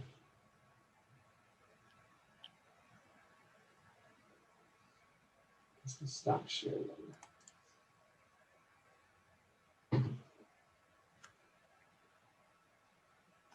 There's Leanne. Okay, give me 1 second to make sure I'm sharing the right screens here. I love the background. Thank you. It's better than my my house. Okay, give me 1 second to go into full screen mode here. I don't know how I got my skin to be a blue hue as well, but sorry about that. Just so you guys know that Leanne is helping us with the disinfectant program that we're doing up at the water treatment facility, or the water treatment plant. She's been kind of integral to that situation, which is why we dragged her kicking and screaming on board as our consultant for this portion of the project. We wanted to break up we talked about this before, we wanted to break up the consulting a little bit because there's a lot to do and we didn't want to overload one company.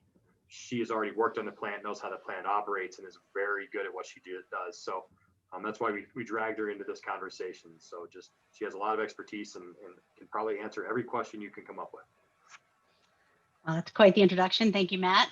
Can everyone see my screen? Are you seeing the Corolla, beautiful West Glenwood? Okay, perfect. I live in West Glenwood, so I'm partial to this viewpoint. So I apologize for not showing the downtown on our welcome screen here. But so there's a lot to this, especially on the treatment side. We've been really working on the belts and suspenders and then extra suspenders to try and armor you all for anything that may come next year and give you a lot of different options and resiliency standpoints. So feel free to interrupt me and ask questions as we go if you'd like, and we'll just jump right in. Are you sharing a screen? Because I don't see a shared screen. You do not see a shared screen. I don't see it either. Okay, hold on. Oh, there was one last step. I had to hit the share button. Thank you. I had it selected. There you go. You can see now. Good. I see head nodding. Perfect. All right. So oddly enough, as I was pulling together graphics and image for this PowerPoint, I ran across this article that showed the Storm King fire in the American Water Works Association story about wildfire, which I thought was pretty interesting. So that's there shown on the right. But what we're going to talk about today, we'll do a little quick introduction to just the water treatment process, so you can sort of understand some of the intricacies. I'm not going to give you a full chemistry lesson, which is most of what water treatment is. I recognize not everyone liked high school chemistry quite as much as I did. We'll then talk a little bit about the impacts to water treatment from wildfire, and then all the solutions that we're developing and we've been working on very diligently with your staff for the past month and a half. And then some possible long-term solutions that we can look at in the future if we see different types of impacts. schedule, and some preliminary costs. I do want to give you a warning that the costs are still very preliminary, as we're still in the preliminary design phases for a lot of these improvements. Okay, so water treatment process. This is pretty straightforward diagram. It comes out of the source, which for you all, you have 3, Grizzly Creek, No Name, and the Roaring Fork. I like to refer to them as 2 separate sources, the high quality mountain sources, and then the Roaring Fork source, which is also a pretty high quality mountain source as well, but not quite as high quality as the No Name and Grizzly Creek sources.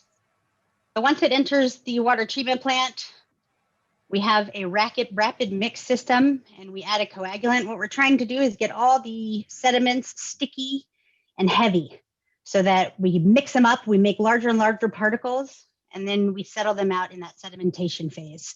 So that's what we're trying to do in what's called pre-treatment.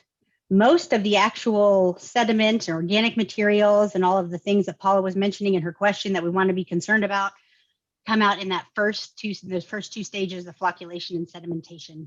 And then filtration is really the polishing step for anything that's left over, and then obviously disinfection, which most of you are probably familiar with. And then out to your homes. I don't know any homes that look like that in Glenwood, but it's a cute picture anyways. So this is what raw water looks like when you put it in a beaker. You see that kind of like creamy, there's lots of sediment floating around. We add a coagulant, and it starts to kind of change colors, and it forms what's called a flock. And then it settles out. So that's what we're trying to do with this chemical optimization. And every different type of water has a different chemical formula that it needs to make that settled particle. So that's what we're working with the operators right now on, is helping them develop the tools so they can very quickly decide what the right chemical formula is to make those particles settled and remove them quickly. And then our chemically treated water before filtration looks like this here on the end. It's pretty beautiful. Now, you all don't have raw water that looks like this on the left-hand side, which is what's so unique about your system compared to other systems that have been impacted by fire. And the operations staff here haven't seen a lot of poor water quality like we see here on the left side. The No Name and Grizzly Creek sources are very, very high quality. So this is a little bit of a new culture shift here into dealing with more difficult waters. So for filtration, not all the particles are removed in the settling process. We still have some small particles. We essentially dump them over the filter, or sometimes they flow up depending on the process. And it's not a strainer, actually. People think of filters as like something, a strainer, like a pasta strainer, but it's not really like that. It's just that these particles are so sticky now. What's happening in the filter is you're just binding them up and binding them onto the different media particulates and providing more surface area for these big sticky particles to adhere to. So that's really what's happening in the filtration process. And I didn't have a slide for disinfection, so this is the end of our water treatment tutorial. Do you all feel like experts now? Couple head nods, that's good. Maybe 1, 2, perfect. We're all ready, good. All right, any questions on the treatment process just before we jump in to specifically fire impacts and those types of things? No, okay. So the challenging thing with wildfires and water quality impact from wildfires is that they're all different. And I know that's really frustrating things to say, but the impacts that you see from every single fire are completely different and last for different durations of time. So it's very difficult to prepare a robust solution and be cost effective and spend money wisely. So looking at the BEAR report, we've kind of come up with a few ideas, but here are a few of the impacts. You obviously can see impacts to sediment and turbidity, mud flow, higher particulates. That leads to increased solids disposal. So all that stuff that we settle out in that sedimentation process, we have to put it somewhere, right? At your plant, it goes to the wastewater plant, which we're working on making sure we have enough capacity at the wastewater plant to handle that volume that could be coming from the additional solids loading. The other impact is it's a decreased filter runtime. So those sticky particles that get on your filter media, those have to be washed off every so often. Once you get too many on there, you have to run water through the opposite direction and just wash it all off and send it away. So you might have to do that a little bit more frequently with more sediment and turbidity. The other things that could impact water quality are organics and nutrients. So that could be organic carbon, nitrogen, phosphorus, and those have impact on your chlorine demand, requiring more chlorine to be added.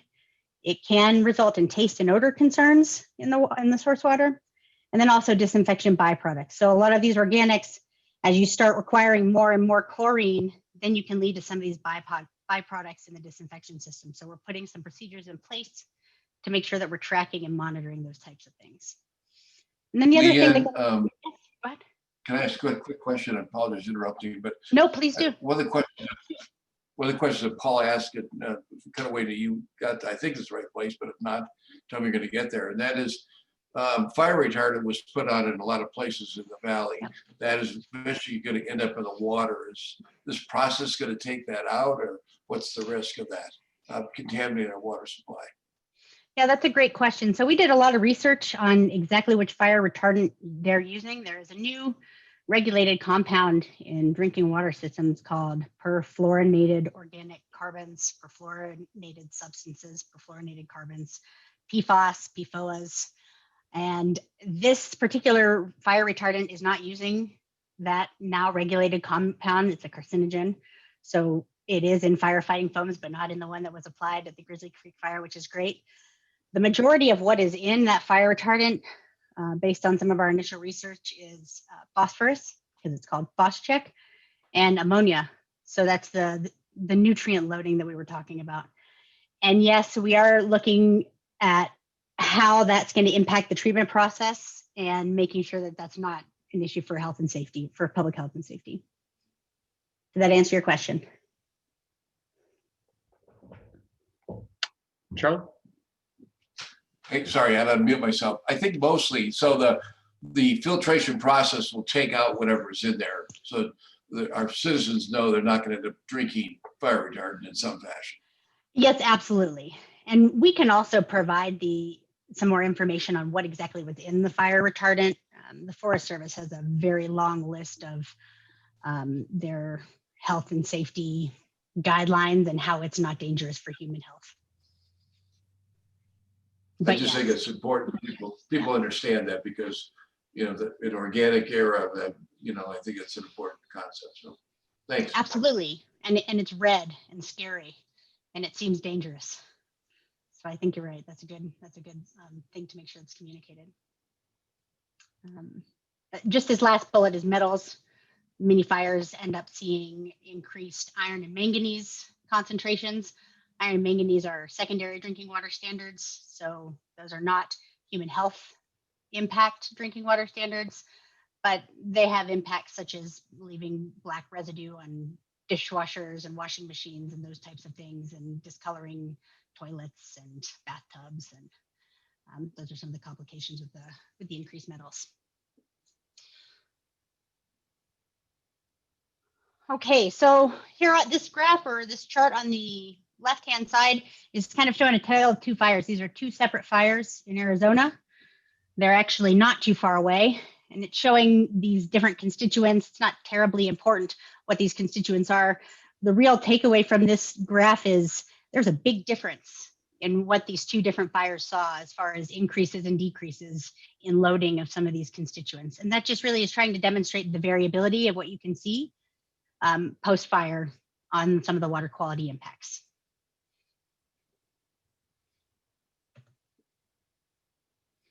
Again, this is just another water quality showing sort of some of the ranges, turbidities from the 100s to the 10,000s.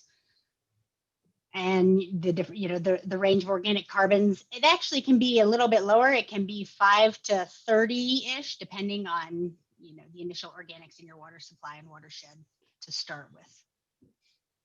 But this just shows a little bit of the variability. And you all will have access to this, I believe, afterwards, if you'd like to kind of take a deeper dive and look at any of these in more detail. So there is good news for you guys. There is really good news. The risk can be mitigated with near-term and long-term solutions, so that's a bonus. Recent rainfall events have shown pretty minimal impacts at your water treatment plant with regards to water quality. Now, Eric has told me that those rainfall events weren't the right rainfall events to really make that conclusion yet, but I still think it's a bonus and a small win, so I left it on the slide. You have a pretty long conveyance system to the Red Mountain Water Treatment Plant. Now, ideally, we don't want to be gunking up the pipes and tanks with a bunch of sediment, but it does provide an opportunity for some of that to settle out and be maintained or flushed out at a later date.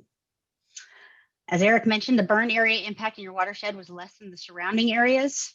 So you didn't have it as bad as some of the other areas. You don't have a raw water reservoir to store particulate, nutrients, and dissolved metals. That's where a lot of water systems get into trouble, is when they have a raw water reservoir that can hold on to all of that ash and mud and gunk, and also develop algae issues from the additional nutrient loading. I think the best news for you is that you have an alternative water source. So you have options and flexibility, which is great. And finally, the good news is your near-term water demands are half of your plant's design capacity. So you have more capacity to remove more stuff, essentially. So you have additional treatment capacity at the lower flows as compared to if you were already at your design capacity for that facility. So that's all good news. Any questions just on the water quality impacts or your good news? You guys probably haven't heard a lot of good news. We haven't, and that's really nice that there's like 6 bullet points of good news. So there's some good news. There's some good news.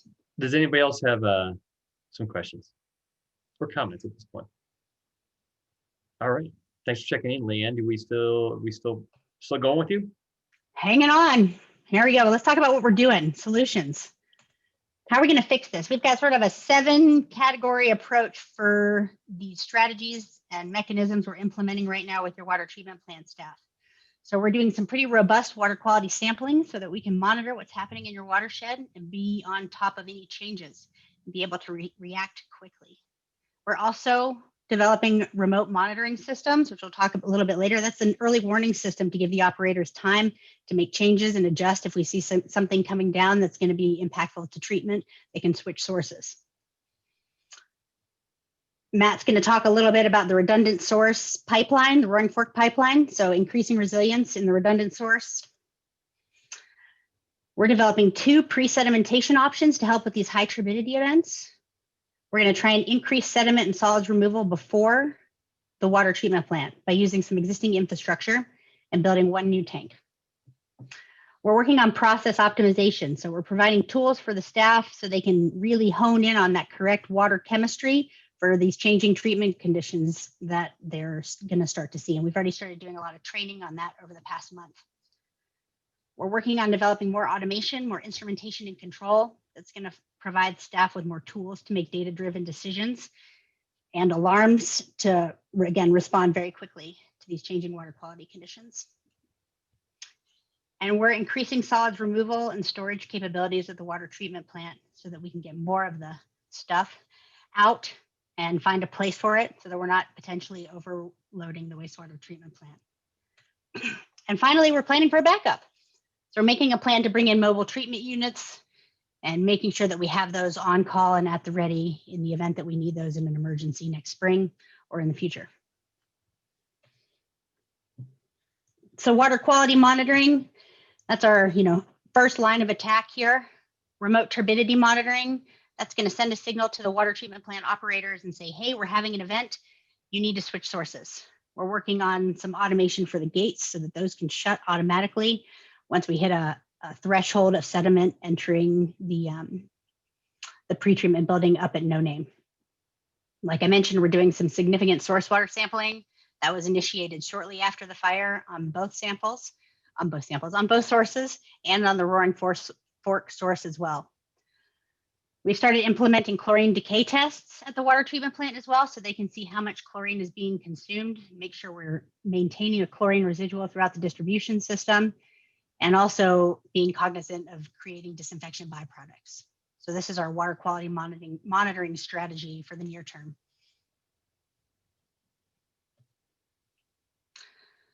Pre-sedimentation. So we're looking at reusing some existing infrastructure at the no-name cave.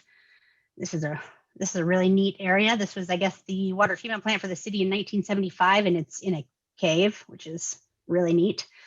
We've been developing some as-built drawings and models of this existing infrastructure. You can see the picture on the right there. And essentially, we're going to repurpose this and create a new interim treatment plant to increase sedimentation and remove some of that turbidity before it even enters the pipeline conveyance system on the way to the Red Mountain water treatment plant. All of that's going to be done with existing infrastructure except for these plates.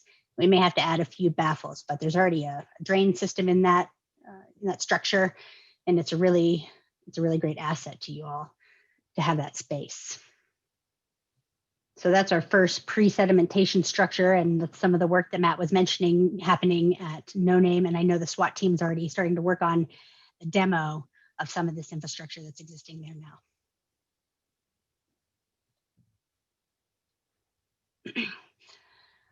We're also working on preliminary design plans for a blending structure at the Red Mountain Water Treatment Plant.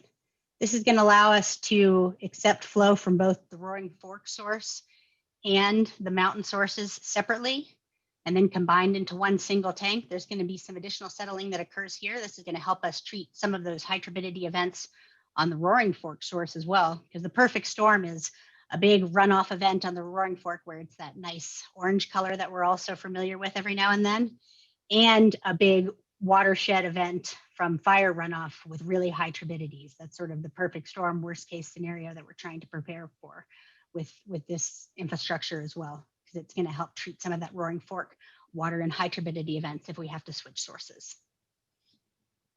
I'm not exactly sure this is quite what it's going to look like, but this is just our schematic for now, since we're just in the preliminary phases. We haven't exactly settled on a building or no building, but the building does provide some flexibility for additional chemical treatment if that's something we need to do in the future, depending on the water quality conditions that we see from the wildfire next spring. Okay. Process optimization. So we've been training the treatment plant on jar testing, and this is sort of like, it's kind of like a mixologist for water treatment, right? Like you're mixing up different batches and seeing which one works the best. Prior to about a month ago, the water treatment plant staff had never used this method, again, because we have really great water here. So they've been working really hard to get up to speed and are now implementing this process every week to make sure that they're dialing in their chemical dosage and chemical treatment strategies. The images you can see here on the right, you have the Poudre River post-fire in 2012, black, brown, awful, yucky. And then this is your Roaring Fork water up at the top here from one of our jar testing seminars that we did.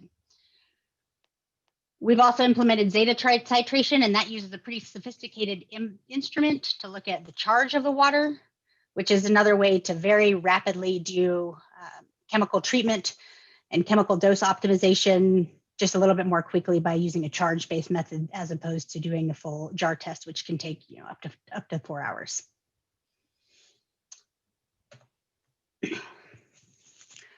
We're working with the staff and your instrumentation and controls engineer integrator, Browns Hill, to develop more robust tools to help the staff look at trends to see how their process is performing and see things more process diagnostically on screens to help them make more real-time decisions.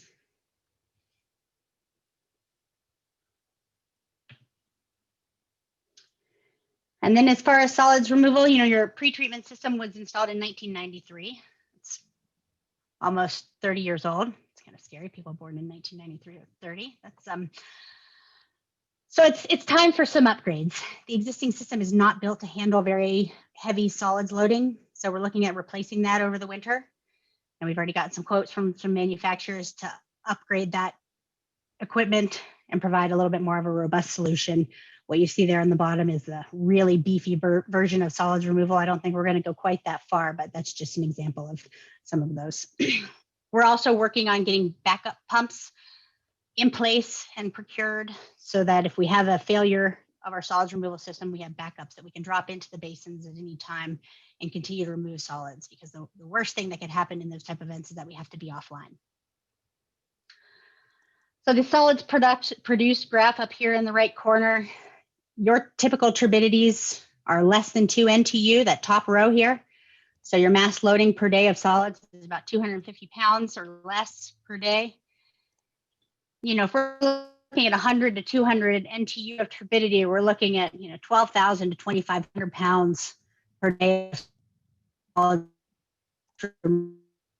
solids. just to kind of give you an idea of what type of mass. So if we have those 100 NTU turbidity days for a week, that's a pretty significant solids load. So we're looking at how to mitigate that. We've also been investigating some additional solid storage on site at the Red Mountain Water Treatment Plant, as there are some abandoned solids lagoons that we may be able to use in the interim for storing solids.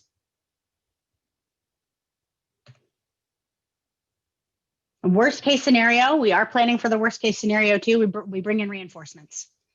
So we've been talking to vendors about trailer mounted treatment units where we could treat a part of the flow through an on-site skid, either flocculation and sedimentation, enhanced coagulation, some advanced process that would help us remove solids more effectively. And we're looking at where we could site that and what those costs would be and how fast we could call in those kind of reinforcements to plan for the spring. I'm not going to get into the possible long-term solutions all in details. I just want you to know that we are looking ahead.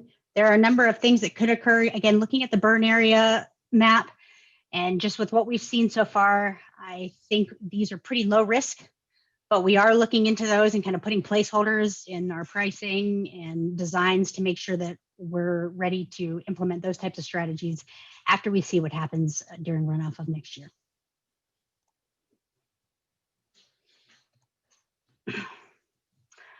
So the near-term schedule, everything that we've sort of talked about is summarized here on the left-hand side. But the big picture takeaway is we're trying to get everything done by April, or pretty darn close to April, and be as ready as we possibly can for spring runoff next year. It could be April, it could be June. We never know with the winter, but we want to be as prepared as we can as early as possible. So that is likely going to mean a little bit of winter construction, and some pretty hard work from operations staff, but they've been really up to the challenge so far and have been doing some great work. So this is the slide I'm sure you're all most excited about. How much is it going to cost? What are we talking about here? What does this look like? And again, I'm going to caveat, I am very hesitant to put numbers down because we just aren't far enough along to have a very firm understanding of what these numbers look like. But we're looking between $2 and $4 million really for all of these things to be implemented. And I recognize that's no small dollar value.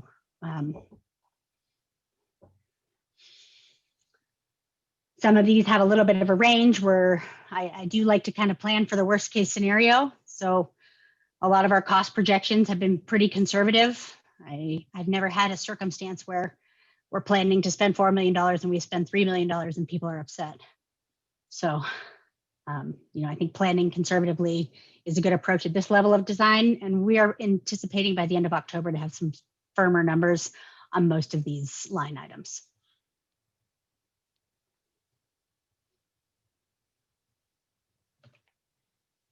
Okay, any questions? Anything? Charlie, are you not able to raise your hand on the screen, Charlie? I can't figure out how to do it. I'm using a different computer that I've been using, so I don't know how to do it at this when the screen sharing is here. Okay. So Leanne, you had the biggest cost item you had in that last slide was the structure, the blending structure. Would that be located at the plant? Yes, exactly. That's going to be located at the plant right upstream of the current treatment process. And as you're probably familiar, there's a whole lot of hill and a whole lot of rock.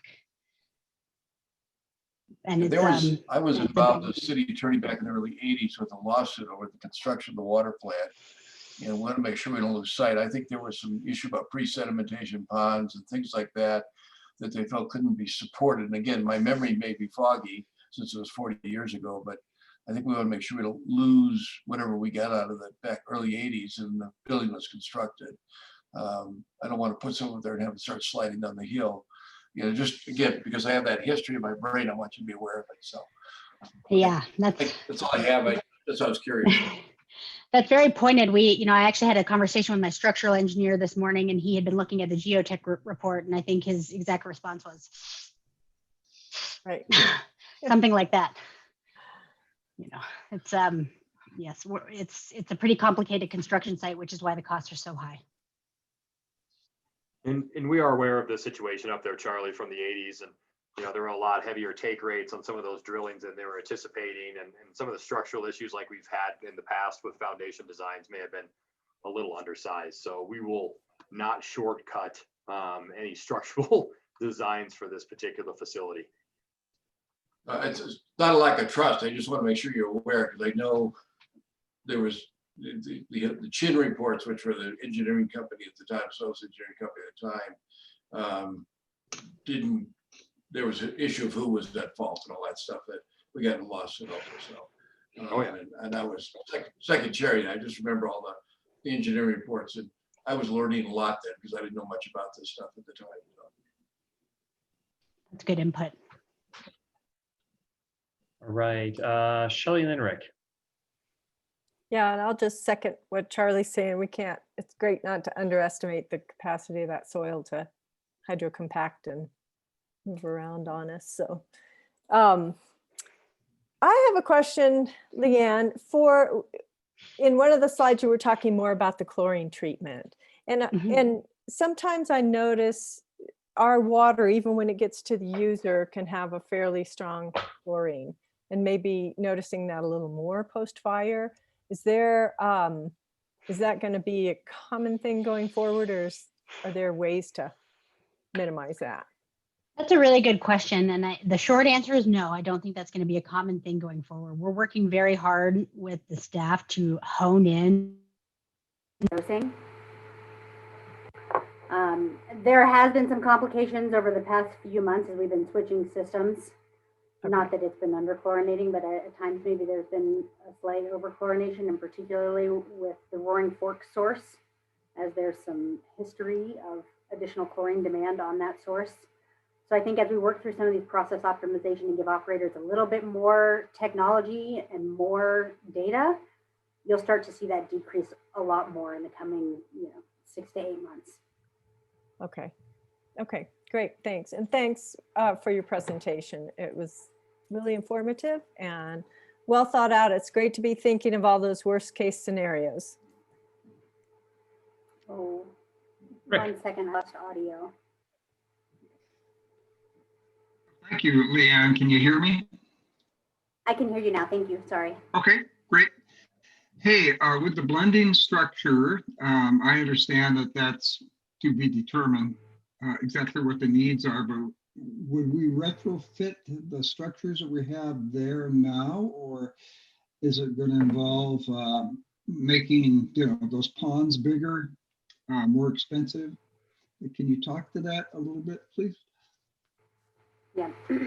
So the intent of this is to be something upstream of the current water treatment plant to help add another layer of protection to the treatment process as it is, and give an opportunity to knock down the turbidity and some of those organics a bit more ahead of the existing plant. So it would not be a retrofit to the existing plant, but would tie onto that directly upstream.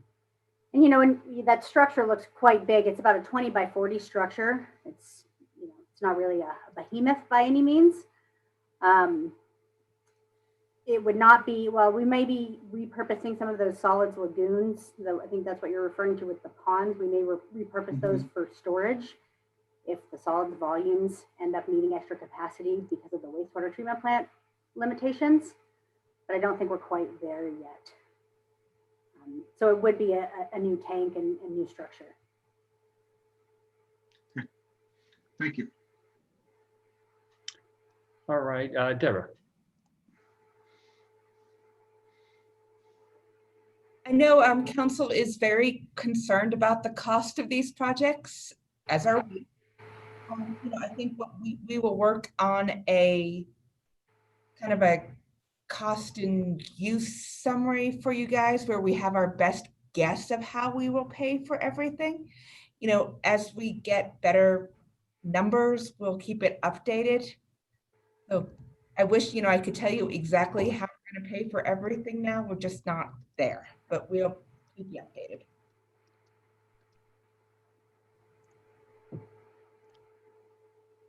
Matthew. And I did quickly, I know we're down to about 2 minutes at this point. I want to get you guys time for dinner. You know, we are still working with SGM on the pipeline. That's the one thing we didn't talk about, is that redundant pipeline system going up the hill from the pump station.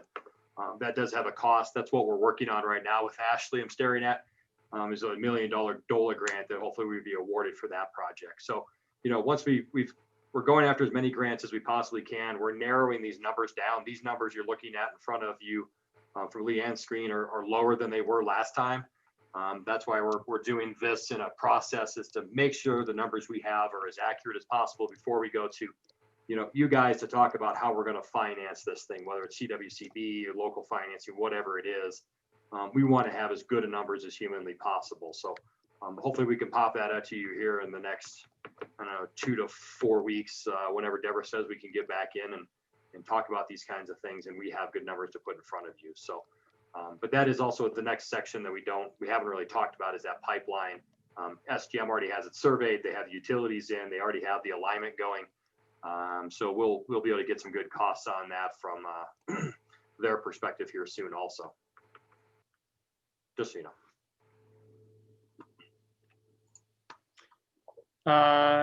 Paul, I saw your hand up, but then it went down. Do you have a question?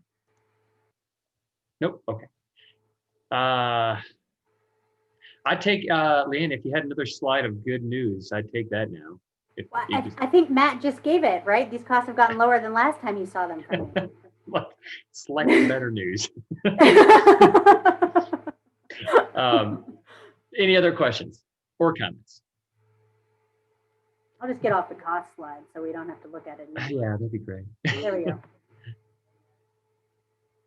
All right. Well, thank you very much, both Eric and Leanne. We really appreciate this. And, you know, I think we will probably be having either every meeting or certainly at least every month updates and ideas on what's going on. So we really appreciate you guys coming and sharing this information with us, both the good and the bad.